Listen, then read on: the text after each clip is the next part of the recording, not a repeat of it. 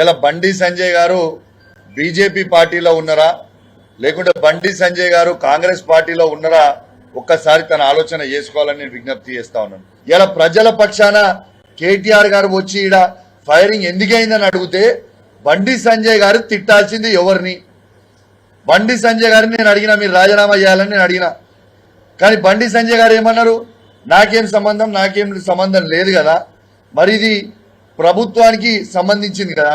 మరి తిట్టాల్సింది రేవంత్ రెడ్డి గారినా కేటీఆర్ గారినా?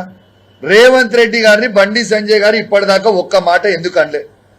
ఇలా ఇదే కరీంనగర్ ప్రజలు నీకు ఓటేసి 2 సార్లు పార్లమెంట్ సభ్యునిగా నిన్ను ఎన్నుకున్నారు కదా, మరి వాళ్ళ పక్షాన నిలబడి ఇలా బండి సంజయ్ గారు రేవంత్ రెడ్డి గారిని ఈ ఫైరింగ్ ఇన్సిడెంట్ అయితే ఈ ప్రభుత్వాన్ని కానీ రేవంత్ రెడ్డి గారిని ఎందుకు తిడతలేరు, ఎందుకు ప్రశ్నిస్తలేరు? ఇది సూటిగా చెప్పాలి.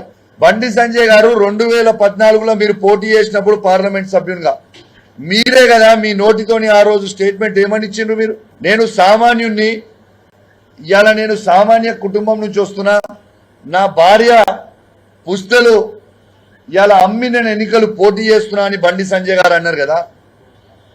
మరి అక్కడి నుంచి ఉన్న బండి సంజయ్ గారు మొన్న కరీంనగర్ కార్పొరేషన్ ఎలక్షన్లు అయితే 50 కోట్ల రూపాయలు ఖర్చు పెట్టింది.